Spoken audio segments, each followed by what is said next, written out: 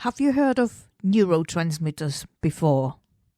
You may have well heard of the term, but are you aware of their function? Are you aware of their role and how they impact brain and mind? Have you also heard that some hormones are neurotransmitters at the same time?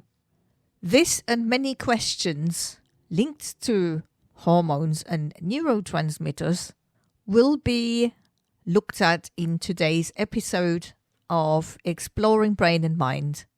Some neurotransmitters may sound familiar, others may not, but it might be interesting to find out more why they are important, what they are doing, and to give you a bit more of an understanding how complex our brain and our mind are. Neurotransmitters and hormones are intricate chemical messengers that orchestrate our thoughts, our feelings, and behaviors, as well as our decisions and our overall mental health. But while they are often associated with mental health and stress, they also govern creativity, motivation, and social behaviors. The main difference between neurotransmitters and hormones is the distance they travel to reach their target cells. Neurotransmitters are released into the synaptic gap between neurons. That's the bit where the two neurons connect through electrical impulses. And they act over short distances to transmit messages between neurons or from neurons to muscles. Hormones are chemicals produced by glands and released into the bloodstream. They can travel long distances to target organs or target cells in the body, and they have a broader and longer lasting effect than neurotransmitters. Hormones can affect many processes, including growth, metabolism, and mood. Some chemicals can act as both hormones and neurotransmitters, depending on where they are used in the body. Two examples before I go into each of neurotransmitters or hormones are epinephrine. It is a neurotransmitter in the central nervous system, but also acts as a hormone in the periphery. And oxytocin is a peptide hormone that is released into the bloodstream, but it also functions as a neurotransmitter at some synapses in the brain. I have a whole list of different neurotransmitters and hormones. I will be going into each of them, but not at exaggerating lengths. But this is just to give you an idea of the most important ones and what they are there for and how we can possibly naturally boost them. The first one in the long list is dopamine. Its functions are in the reward pathway. So dopamine is central to the reward system in the brain, reinforcing behaviors that are associated with survival, like eating and mating. It's released in anticipation of reward, motivating us to pursue goals, and it also influences pleasure and motivation. It influences the function of motor control, where dopamine plays a crucial role in coordinating movement and movement control. And another function is with regards to cognition. It influences attention, working memory, and decision making. Low dopamine levels can lead to anhedonia, which is loss of pleasure, but also fatigue, difficulty concentrating, apathy, and movement disorders like Parkinson's. And high dopamine can contribute to increased motivation, focus, and creativity, but excessively high levels or imbalances can contribute to impulsivity, risk-taking behaviors, addiction, psychotic symptoms, Parkinson's, and schizophrenia. And in our times of too high digital input, there is a risk of dysregulation, as in how over-reliance on dopamine-inducing habits like social media and gaming can lead to burnout or demotivation. How can we boost dopamine naturally? Exercise, sufficient sleep, tyrosine-rich foods, which are almonds and avocados, can help, as well as engaging in enjoyable activities. The next in the list is serotonin. Serotonin is linked to mental clarity and decision-making ability, especially under stress. There is a gut-brain link because 90% of serotonin are produced in the gut, which explains the gut feeling phenomenon. Functions are: it regulates learning and memory. It is a mood regulator. It helps stabilize mood and promotes feelings of well-being. It affects the sleep-wake cycle, as it is a precursor to melatonin, a hormone that regulates sleep. It affects appetite and digestion, as it influences appetite, satiety, and gut motility. And it affects social behavior in social interactions and with emotional processing. Normal levels of serotonin, which is often called the feel-good neurotransmitter, contributes to feelings of well-being and happiness. But if the levels are low, there is an association with depression, anxiety, irritability, deep disturbances, impulsive behavior, and obsessive-compulsive disorder. How can we boost serotonin naturally? Sunlight exposure, exercise, tryptophan-rich foods like turkey, nuts, or seeds that are important for gut health as well. Other foods could be complex carbs and leafy greens. And mindfulness practices help. Then we have GABA, which is gamma aminobutyric acid, that has functions as the primary inhibitory neurotransmitter in the brain. It calms the nervous system. It reduces neuronal excitability by preventing overstimulation and promoting relaxation. It has a function in anxiety reduction. It plays a key role in regulating anxiety and stress responses. It also contributes to sleep promotion. It helps to induce sleep and improve sleep quality. Low levels of GABA are associated with anxiety disorders, with panic attacks, with insomnia, seizures, and muscle tension. How can we boost GABA? Naturally, meditation, yoga, deep breathing exercises, and foods like fermented foods and green tea, as well as almonds, could be helpful.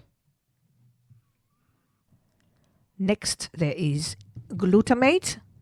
Its functions affect learning and memory, as it is crucial for synaptic plasticity and the formation of new memories. It is also involved in excitatory transmission as the main excitatory neurotransmitter in the central nervous system. Imbalance and excitotoxicity can happen when excessive glutamate can cause damage, as its excess can be toxic to neurons, and it is implicate and involved with neurodegenerative disease like stroke, Alzheimer's, Parkinson's, and ALS, which stands for amyotrophic lateral sclerosis, which is a fatal disease that causes progressive loss of motor neurons in the brain and the spinal cord. Balancing glutamate means to avoid excessive alcohol consumption and the consumption of processed foods. It involves managing stress and getting enough sleep. Then we have acetylcholine. Functions in the brain and mind involve muscle contraction, which means it's involved in transmitting signals from nerves to muscles, and it's involved in cognitive functions as it plays a role in learning, memory, attention, and focus. Low acetylcholine can be associated with memory problems, difficulty concentrating, and Alzheimer's disease. How can we boost acetylcholine naturally? Choline-rich foods like eggs and liver and certain cognitive exercises can help. Next on the list is oxytocin. And oxytocin is both a neurotransmitter and a hormone, which is serotonin as well, by the way. It's serotonin is both as well. I forgot to mention that. Oxytocin influences various aspects of our mental and emotional well-being, and some key functions are in the areas of social bonding. Oxytocin is there strongly associated with social recognition, trust, and bonding. It facilitates mother-infant bonding, romantic attachment, and the formation of social connection. Another area it is influencing is emotional regulation, where oxytocin regulates not just emotions but reduces stress and anxiety. It promotes feelings of calmness, of relaxation, and psychological stability. It affects pro-social behavior by enhancing empathy, trust, and generosity, and it fosters positive social interactions. Then it also affects memory and learning, where research suggests that oxytocin may play a role in memory consolidation and learning processes. What happens when oxytocin is low? Low levels of oxytocin have been linked to several mental and emotional challenges. It could be linked to social difficulties, as in contributing to social anxiety, difficulty recognizing social cues, and challenges in forming and maintaining relationships. It can affect mood. Reduced levels may increase susceptibility to depression, anxiety, and other mood disorders. The low levels can heighten the body's stress response by making individuals more vulnerable to the negative effects of stress. And emerging evidence suggests that low oxytocin could negatively impact memory and cognitive functions. How can we boost oxytocin naturally? More research might be needed on this, but there are suggestions that ways to positively boost oxytocins could be to encourage physical touch, like giving hugs and cuddles and other forms of physical touch. Positive other social interactions, engaging in meaningful conversations, And offering acts of kindness could also increase oxytocin levels. Relaxation techniques could be another thing to use to boost oxytocin levels. Activities like meditation, yoga, and spending time in nature can potentially boost oxytocin. And exercise has also shown a positive impact on oxytocin levels. Then we have endorphins on our list. Endorphins are also both hormones and neurotransmitters. Endorphins are natural hormones produced in the brain's pituitary gland and hypothalamus. Endorphins are chemical messengers that carry signals across the nervous system. They attach to opioid receptors in the brain's reward centers. Endorphins are released in response to pain or stress and during pleasurable activities like eating, exercise, and sex. They help relieve pain, reduce stress, and improve mood. They are natural painkillers released not only during exercise but also when we laugh and when we eat dark chocolate. In moderation, please. Endorphins play a role in stress as they often offset the negative impact of cortisol during moderate intensity activities. Next is cortisol. Cortisol has benefits in small doses as it can improve situational awareness in short boosts. However, it is the primary stress hormone in the body. It is released in response to stress. It mobilizes energy by increasing blood sugar levels. It suppresses the immune system and it increases heart rate and blood pressure.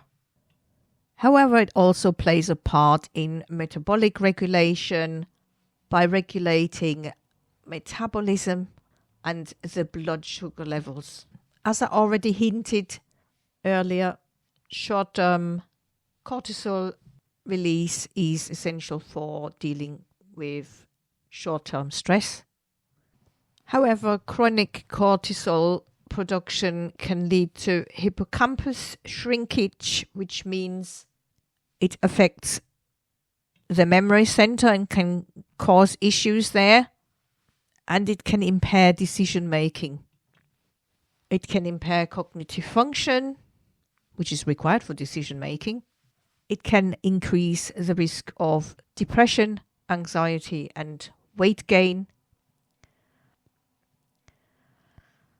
How can we manage cortisol levels?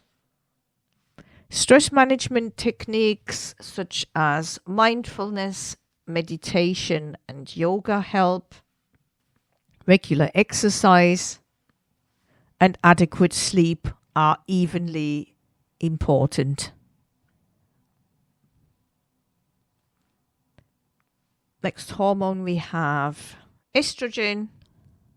Estrogen is linked to verbal skills and emotional regulation. It is primarily a female sex hormone, but also present in males at lower levels. Estrogen is important for reproductive health in females, and it has neuroprotective effects on brain cells and plays a role in synaptic plasticity. Estrogen also plays a role in cognitive function, especially for memory and learning. And declining estrogen levels especially in menopause, can contribute to cognitive changes, memory problems, and mood swings, and brain fog.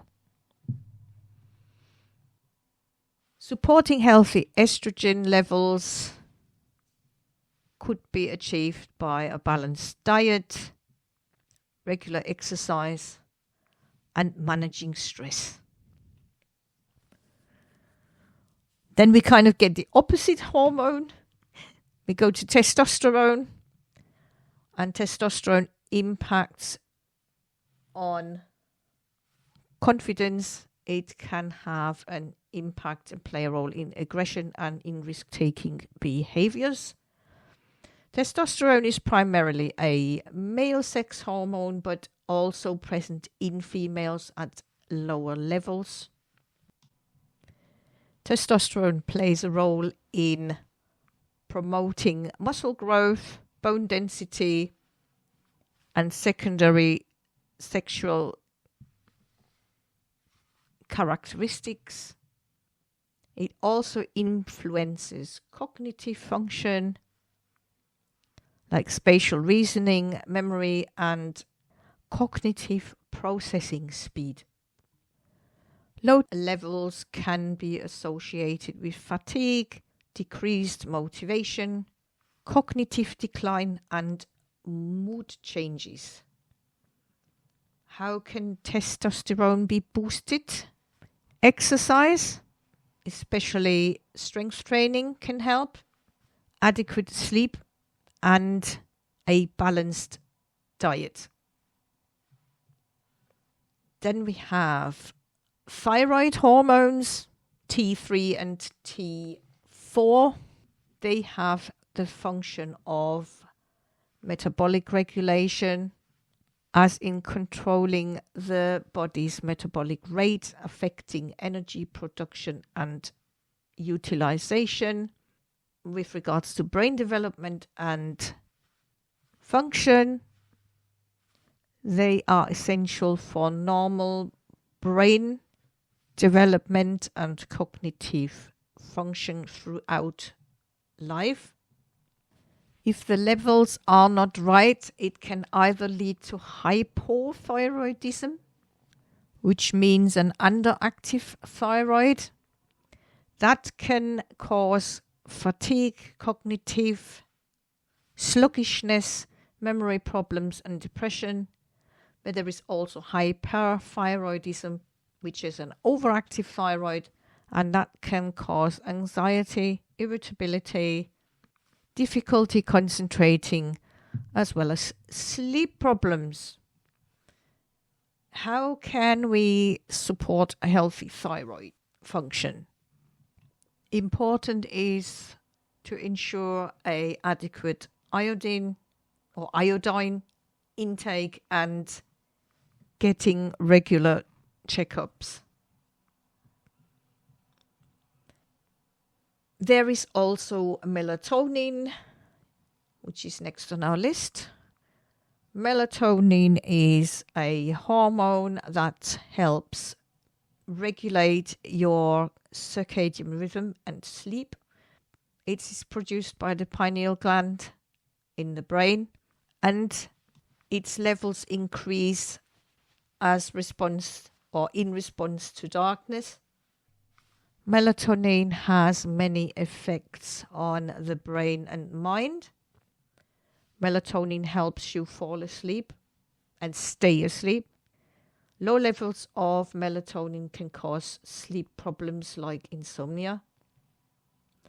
Melatonin affects mental health. Deficiency of melatonin is linked to mental health disorders like anxiety, depression, bipolar disorder, and schizophrenia.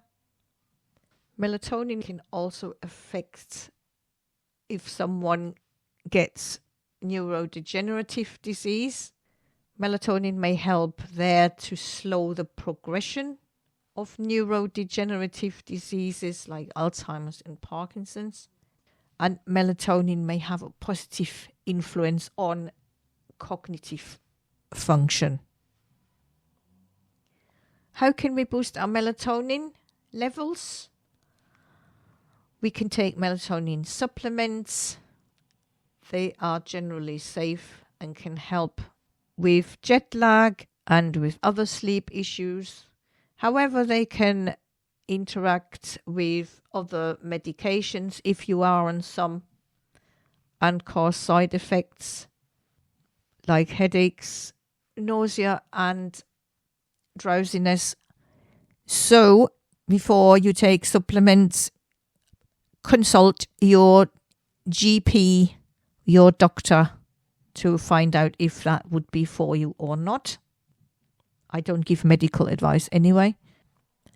What also helps is eating food high in melatonin and adjusting your sleep schedule.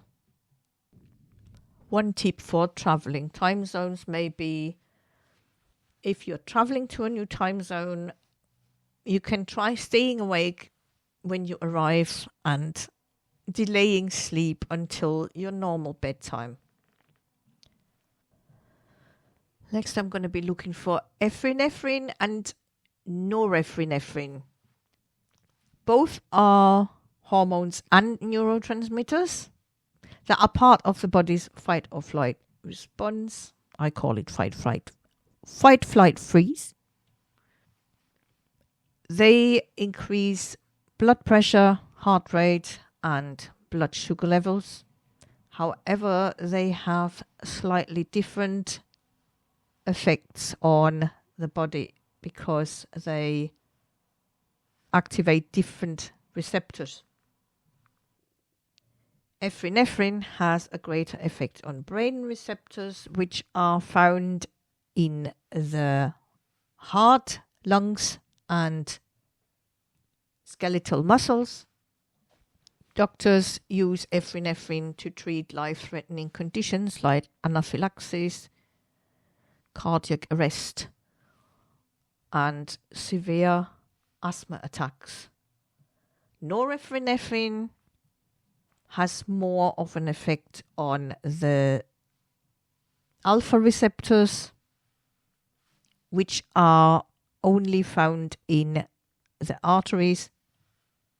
Doctors use norepinephrine to raise dangerously low blood pressure after a heart attack, septic shock, or critical hypotension. The adrenal gland produces both epinephrine and norepinephrine.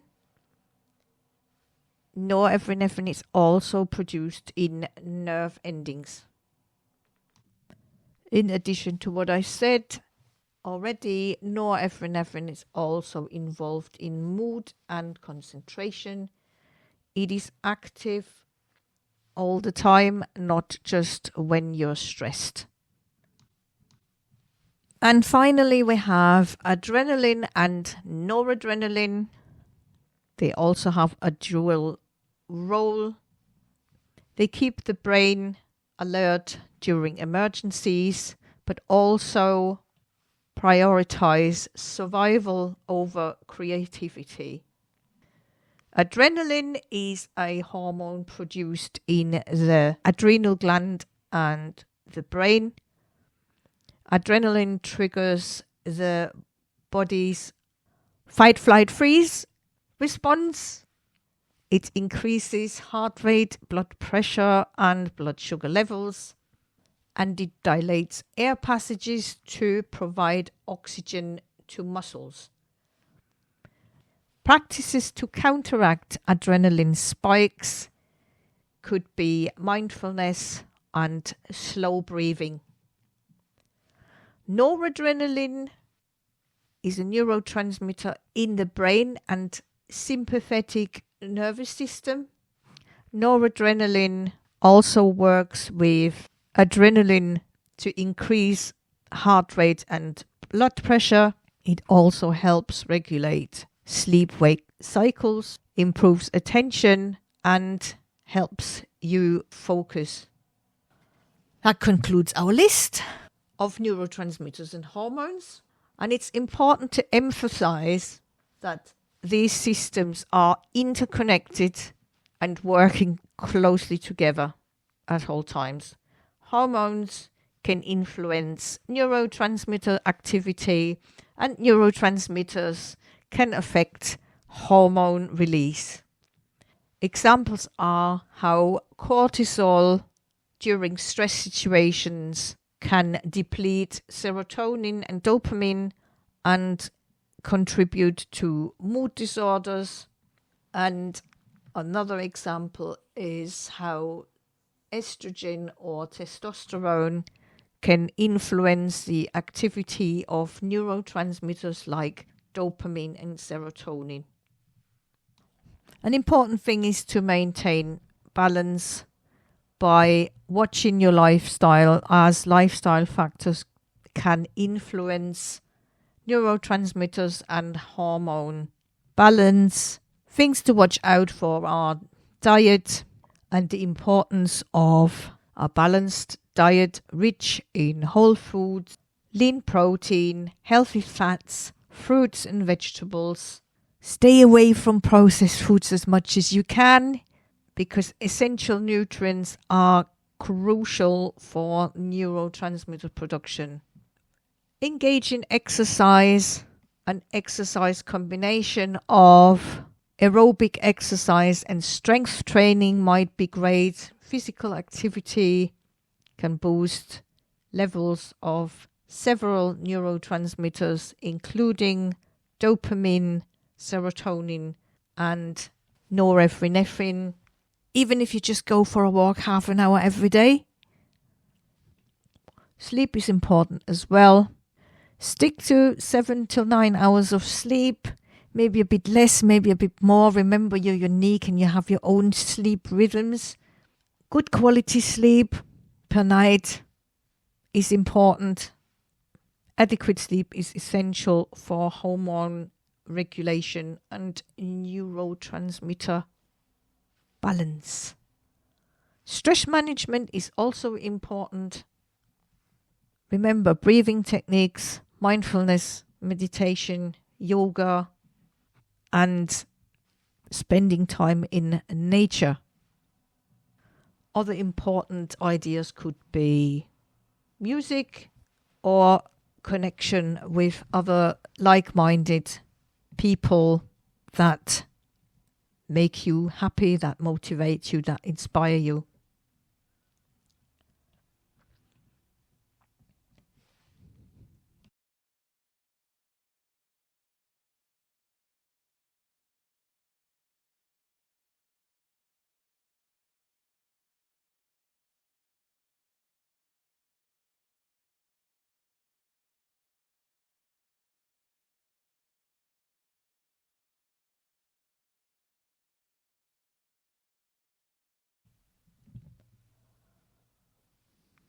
I hope that understanding these complex interactions and roles of these chemical messengers, these neurotransmitters and hormones, gave us some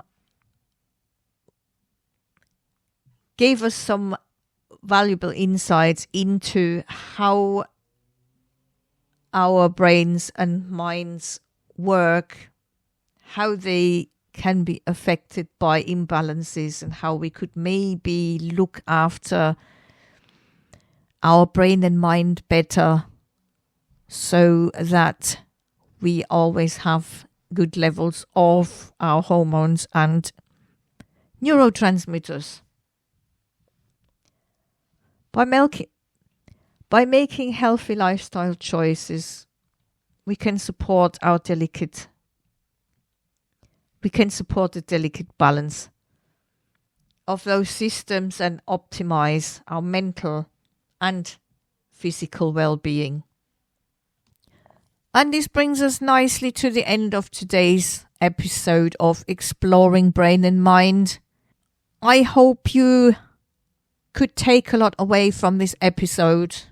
If you liked it, share it with other people. Thank you for listening, and remember to follow Exploring Brain and Mind, and to subscribe to the podcast on Spotify, on Apple, and all other podcast outlets.